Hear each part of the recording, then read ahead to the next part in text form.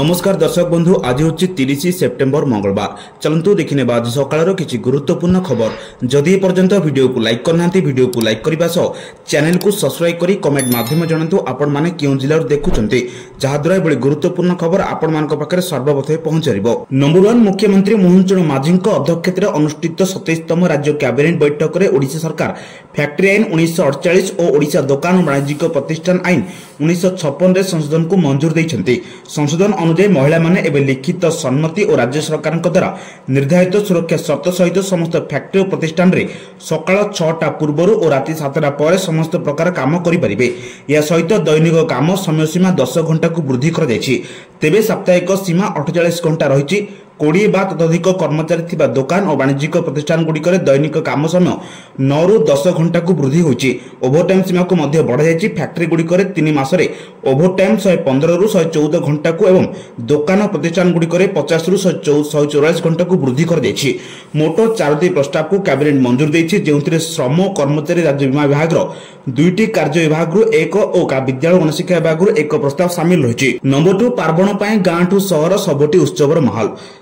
Tune city Cuttack Bhubaneswar पर commissionerate police पक्षर कड़ा सुरक्षा व्यवस्था ग्रहण कर सुरक्षा को दृष्टि रखी ट्यून सिटी 61 प्लाटून फोर्स मुतयन कर सोमवार एक खबरदाता सम्मेलन police commission S Devdutt Singh सूचना देते। एपरिक पुलिस 20 प्लाटून फोर्स होमगार्ड को मुतयन कर 193 मंडप पर सुरक्षा व्यवस्था होची। 24टी पेंडाल रे अलंकार सुरक्षा व्यवस्था होची। विद्युत एवं निआरू लोकों को रक्षा करने पुलिस पक्षर विशेष पदक्षेप लिया। भिड़ एवं ट्राफिक नियंत्रण उपर पुलिस पक्षर गुरुत्व दी जाइछि। ड्रोन सहायता मंडप उपर नजर रखा जाइछि। एपरिक स्मार्ट कंट्रोल रूम जरिए पार्वण परिचालना करा जाउछि। नंबर 3 झारसुगुड़ा समावेश में प्रधानमंत्री नरेंद्र मोदी ओडिशावासी को संबोधन करिसेंति। यासह नवरात्र अवसर में समस्त को शुभेच्छा जणाइछन्ति।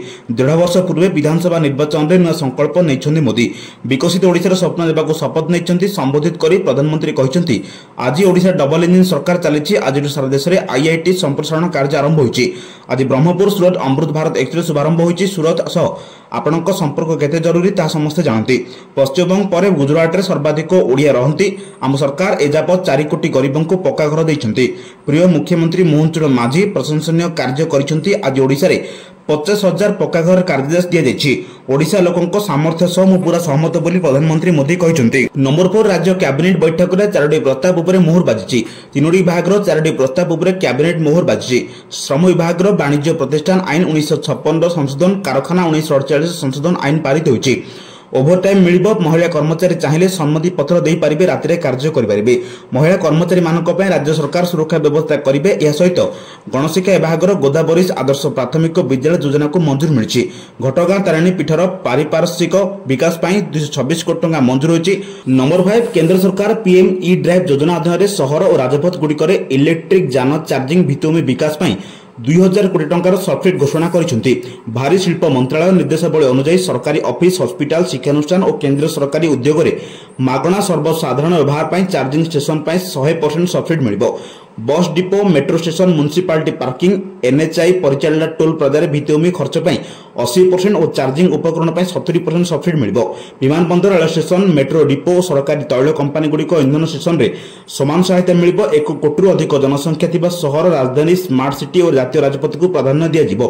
भारत ईवी इलेक्ट्रोनिक लिमिटेड प्रकल्प कार्यकारी संस्था भाव नियुक्ति होइछि एवं एक जातीय हब मोबाइल ऐप माध्यम चार्जर नेटवर्क रियल टाइम सूचना और बुकिंग सुविधा जोगाइबो। सब्सिडी 2 पर्यायर प्रदान कर 70% क्रय समय और 30% कमिशनिंग पर। नंबर 6 पार्वण को फिका करिपारे लघुचाप क्षेत्र। पुणी आसुछि एक लघुचाप। बंगोपसागर में लघुचाप क्षेत्र सृष्टि संभावना रही। 30 रे उत्तर अंडमान सागर में घूर्णिबलय सृष्टि संभावना।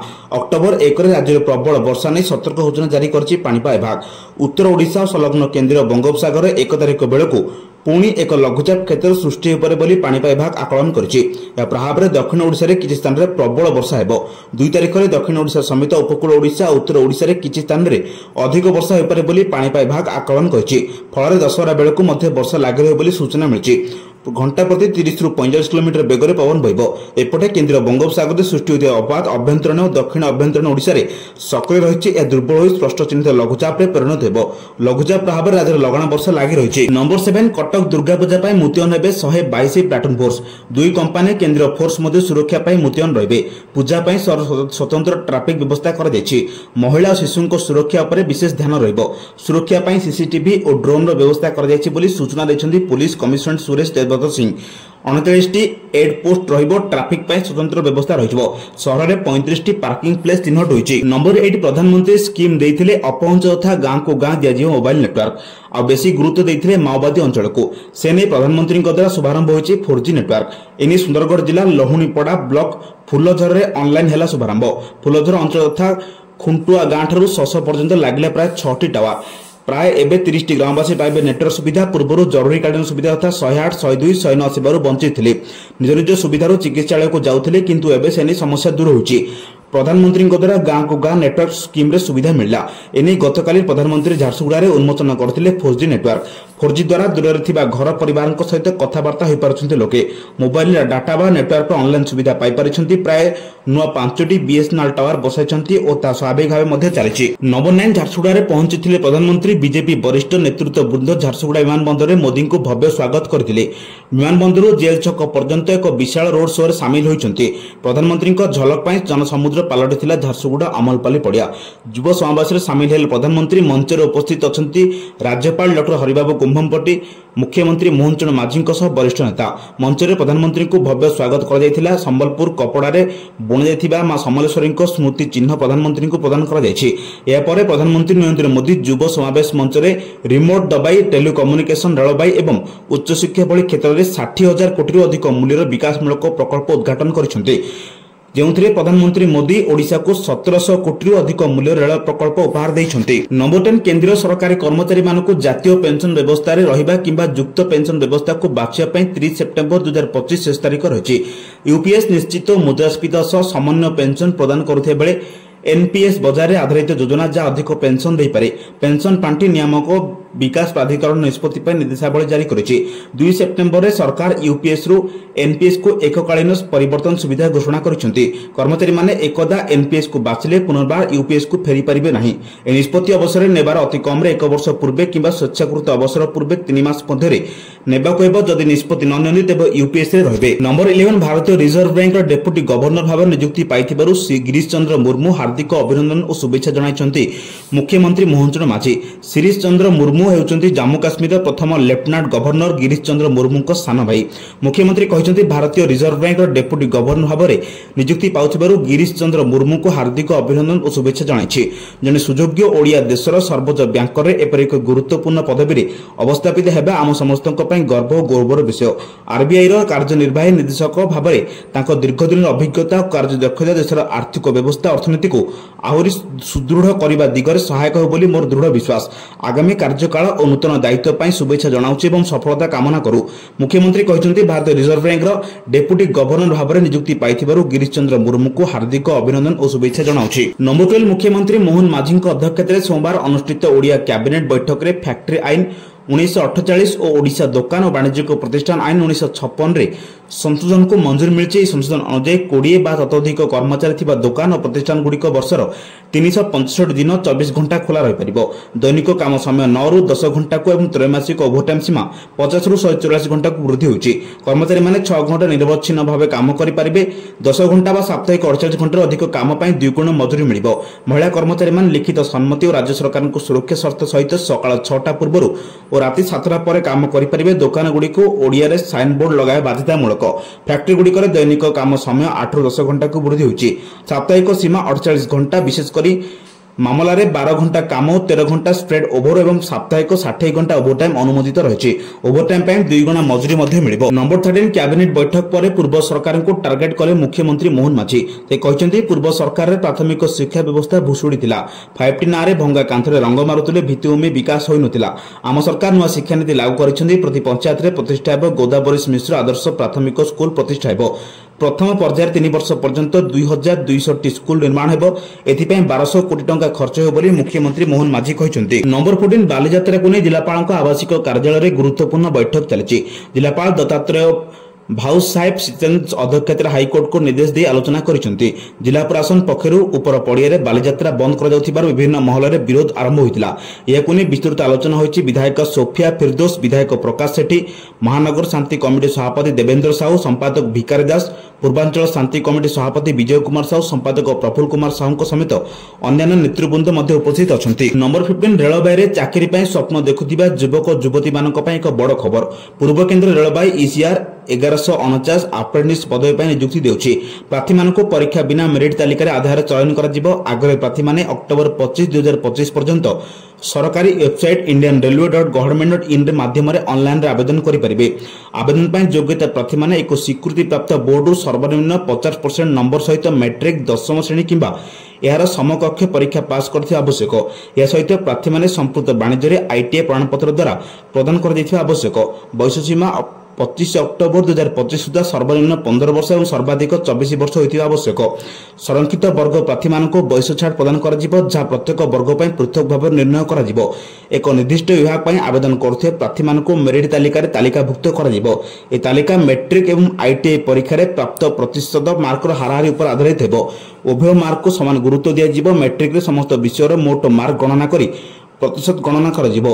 कोनोसी एक विषय किंबा विषयर गोष्ठी मार्क आधार भाବରେ विवेचना करा जिवो नाही। नंबर 16 भारतीय जनता पार्टी बिहार विधानसभा निर्वाचन पई संपूर्ण प्रस्तुत होउची। इस्तार कमिटी गठन पर भाजपा एक सरकार राज्य निर्वाचन कमिटी प्रतिष्ठा करिछि। ए कमिटी रे जने पदाधिकारी सदस्य एवं 3 जन स्वतंत्र नियंत्रित सदस्य समेत 15 जन नेता अछंती। 19 जन नेतांको एक दल गठन करा जायछि, जा विधानसभा निर्वाचन पई राज्य निर्वाचन कमिटी भाବରେ कार्य करा जिवो। राज्य निर्वाचन कमिटी डॉक्टर दिलीप कुमार जयसवाल, सम्राट चौधरी, विजय कुमार सिन्हा, राधा मोहन सिंह, गिरिराज सिंह, नंदकिशोर यादव, नित्यानंद राय, मंगल पांडे, डॉक्टर संजय जयसवाल, भिकु भाई दातसियान, रविशंकर प्रसाद, रेणु देवी, प्रेम कुमार, जनक चामर एवं प्रेम नंदन पटेल अछंती। नंबर 17 भारत और भूटान को चलिबो ट्रेन। भारत और भूटान मध्य संपर्क को और मजबूत करने सोमवार सरकार 4033 कोटी टंका मूल्य रे दुईटी प्रमुख रेल प्रकल्प को अनुमोदन करिसेंती। ए प्रकल्प गुड़िक केवल दुई देश मध्य संजोग को वृद्धि करिबो नहीं, बरं वाणिज्य, पर्यटन और लोक मध्य गति को मध्य सुगम करिबो।